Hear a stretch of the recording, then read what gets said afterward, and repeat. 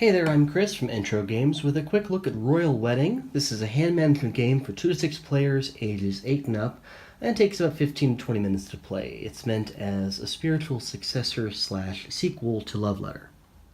Having exchanged love letters with a secret admirer for months, the Princess of Wanili has received a marriage proposal. She has accepted, invites have been sent, and tables are set. But who is this secret admirer? Not even the princess seems to know, but she's willing to drop some hints along the way. Nobles and their entourages from 4 countries have all shown up to this royal wedding. Will the secret admirer be a captain from Vermel, the mayor of Colane, or a food taster from Wanili? No one will know until the doors opened. You want to have the secret admirer, the highest or lowest ranked person that matches the most hints, in your entourage at the end of the game. Spy on opponents, force discards, steal rolls, or manipulate the princess's hints to emerge victorious. There are 2 types of cards to know about. The first are these roll cards, which are played from your hand every turn. Once played, they join your entourage at the wedding, basically a face-down pile in front of you may look at any time.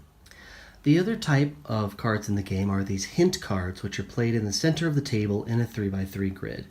The only hints that will matter at the end of the game are those in the middle row, so you'll want to manipulate those hints by using the actions on your roll card. Each hint card has a green arrow or a red arrow, and basically this is used at the end of the game. More green arrows than red means the highest ranking card breaks the tie. More red arrows than green means the lowest ranking card breaks the tie. You'll start the game with 2 cards like this in your hand, and on your turn, you'll draw one from the top of the deck, and then you'll play 1 card, and then you'll do its action. So I might choose this card right here to randomly steal a card from another player's hand.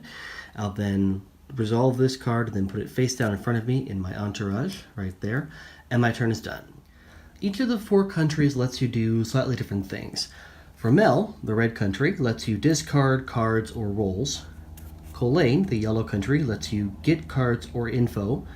Zalia, the green country, is perfect for helping you manipulate the hints, while Wanili, the blue country, lets you screw other players over or steal cards from them. So as you're playing cards, you're adding cards to your entourage, and you're manipulating the hints to have the hints you want in the middle row. At the same time, you want to be aware of the arrows, which add another little layer of complexity here. If you want the lower cards to win, or if you've already collected a lot of lower cards, you want to have more down arrows than up arrows. If you're collecting the higher cards, you want to have more up arrows than down arrows, as one example. So when the game ends, everyone looks at the cards in their hand and their entourage, and they put forth 1 card that they hope will be the secret admirer at the end of the game. The secret admirer is always the person that matches the most hints and then has either the highest rank or the lowest rank according to the arrows. So in this 4-player game, we've got 4 people who've submitted these 4 cards here.